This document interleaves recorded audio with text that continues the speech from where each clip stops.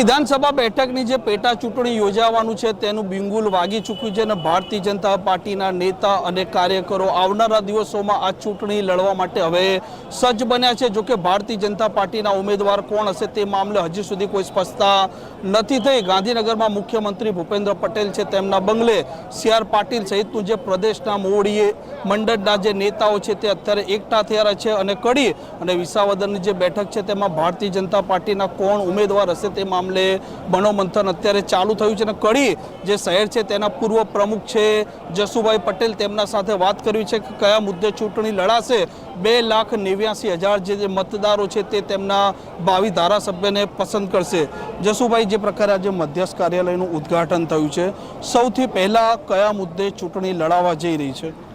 આ વખતની પેટા ચૂંટણી કરશનભાઈએ જે વિકાસના કામો કર્યા હતા એ વિકાસના કામોને આગળ ધપાવવા માટે મહત્ત્વનો મુદ્દો વિકાસના કામોનો જ રહેશે।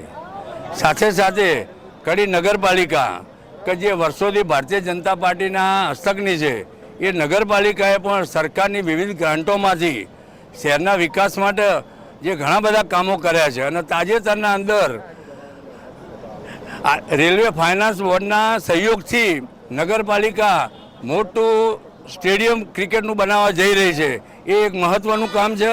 સાથે સાથે કડીના અંદર પાણી પુરવઠાની મોટી યોજનાઓ ચાલી રહી છે, એના અંદર પણ સરકારની અમૃતમ યોજનાની ગ્રાન્ટના લાભો મળવાના છે અને કડી શહેર જે આજે 70-80 હજારની વસ્તી હતી, આજે બ વર્ગની જે નગરપાલિકા છે એ નવી વસ્તી ગણતરીમાં અ વર્ગમાં આવી જશે। એટલે કડી શહેરને બીજી નવી ગ્રાન્ટો પણ મળવાની છે।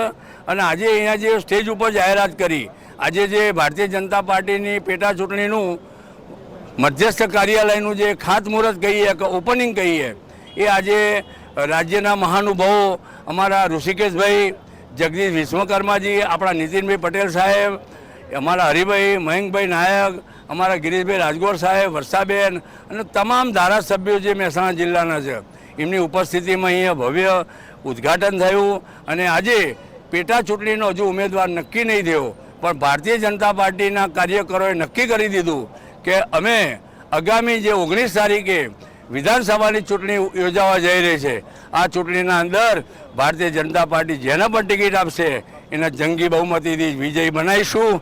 અને સી.આર. પાટીલ સાહેબના અને આદરણીય નરેન્દ્રભાઈ મોદી સાહેબનું જે સ્વપ્નું છે એને ચરિતાર્થ કરવા અમે કાર્યકરો કટિબદ્ધ થયા છે। અને મોદી સાહેબનું સૌનો સાથ, સૌનો વિકાસ, સૌનો વિશ્વાસ અને સૌના પ્રયાસ થકી અને ચરેતેના ભાવ સાથે ભારતીય જનતા પાર્ટીના કાર્યકર આગામી 19 તારીખે ગમે તેવી પરિસ્થિતિ હોય, ગરમી હોય, વરસાદ હોય, પણ મોટા પાયે મતદાન કરીને જે પણ ઉમેદવાર આવશે એને વિજયી બનાવવા માટે આજે આ બધા અહીંયા એક સંકલ્પ કર્યો છે।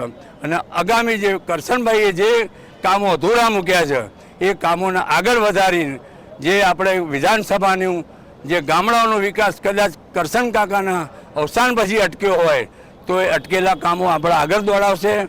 અને કડી શહેર અને એક કડી શહેર કે જેના 9 વોર્ડ છે આપણા અને લગભગ 1,20,000-25,000ની વસ્તી હશે અને તાલુકાની વસ્તી 120 ગામો, 2,89,600 મતદારો ધરાવતું આવડી મોટી વિધાનસભાના અંદર વોટ તો મળવાના જ છે, પણ સાથે સાથે લોકોની અપેક્ષાઓ પણ પૂરી કરવાની છે। એટલે એ અપેક્ષાઓ પૂરી કરવા માટે કોઈક સારો ઉમેદવાર પાર્ટી નક્કી કરશે અને અમે બધા એને વિજય બનાવવા માટે તન મન ધનથી મહેનત કરીશું। અને સાથે સાથે કડી જે સોનાની દડી છે એ સોનાની દડીને વધુ ચમકતી કરીશું અને મારું કડી, અમારું કડી, શ્રેષ્ઠ કડી અને એ ભાવ છે એને અમે ચરિતાર્થ કરીશું। અને આગામી ચૂંટણીમાં ખભે ખભો મિલાવીને અમારી તમામ સંસ્થાઓ એકમેક થઈને જે ઉમેદવાર આવે એને જીતાડીશું એવી અભ્યર્થના અસ્તુ। ભારત માતા કી જય, જય હિન્દ।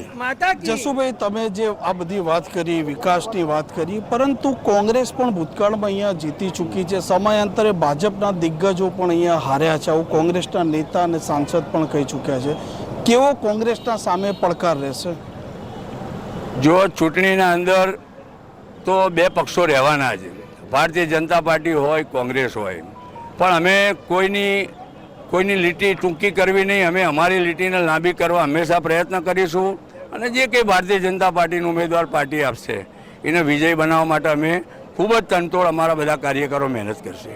જસુભાઈ, આપણે વિકાસની વાત કરી, શહેરોની વાત કરી, પરંતુ કડીમાં જે પ્રકારે રોડ રસ્તાની અત્યારે સ્થિતિ છે, કડી તાલુકામાં ખેડૂતોનો જમીન રીસર્વેનો પ્રશ્ન છે, ચોમાસા દરમિયાન પાણી ભરાઈ જવાની સમસ્યા છે, તો આ સમસ્યાનું કેવી રીતે નિરાકરણ રહેશે? લોકો સુધી કેવી રીતે પહોંચશો તમે પ્રશ્નોને લઈને? હમણાં તાજેતરમાં વરસાદ પડ્યો, જેને થોડા રોડ રસ્તા ખાડા ખૈયા જે થયા હતા, પણ અમે અમારી નગરપાલિકા ટૂંક સમયના અંદર એ રોડને રીસર્ફેસ કરવાની છે. સાથે સાથે વરસાદી પાણી ભરાવાની જે સમસ્યા છે, ખાસ કરીને થોર રોડના અંડરબ્રિજમાં તો મોટા વોટર પંપો મૂકીને પણ એ પાણીનો નિકાલ મારે આજે ચીફ ઓફિસર જોડે બેઠક થઈ અને એ લોકો કરવાના છે. આ છેલ્લા 1-2 વરસાદના અંદર તકલીફ ના પડે એવું એ લોકો આયોજન ગોઠવી દીધું છે અને આગામી દિવસોમાં જ્યારે વધુ વરસાદ આવશે તો એ લોકો એ બાબતની મોટી વ્યવસ્થા કરી દીધી છે એવું મને સત્તાવાર નગરપાલિકામાંથી જાણવા મળ્યું છે. અને આપણા ગામના લોકોને સુખાકારી રહે, કોઈ ગામમાં અનિચ્છનીય ઘટના ના બને અને ગામના રસ્તા સારા રહે, ગામના નાગરિકો સુખાકારી આનંદથી રહે, એવા ભાવ સાથે અમારું પાર્ટી કામ કરવાની છે. જી જરૂરથી. આ કડી ભારતીય જનતા પાર્ટીના નેતા છે, જેમનું કહેવું છે કે જે ચૂંટણીમાં પાર્ટી મતલબ તેમનું ભારતીય જનતા પાર્ટીનું સંગઠન જે કોઈ ઉમેદવાર ઉતારશે તે ઉમેદવારને તેઓ વધાવી રહેશે અને દરેક સાથે મળી ચૂંટણી લડશે. કેમેરામેન જયમીન સથવારા સાથે તોફિક ગાંચી, નવજીવન ન્યૂઝ, કડી. વૈષ્ણવજન તો તેને કહીએ જે પીડ પરાઈ